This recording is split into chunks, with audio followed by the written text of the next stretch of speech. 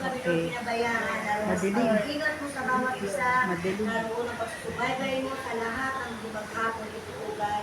Salamat sa mga biyaya na tinanggap namin Panginoon. Video lang yun eh. Tunay ko na pinupuri ka namin, Lord. Pinapasalamatan ka namin sa hapon na ito.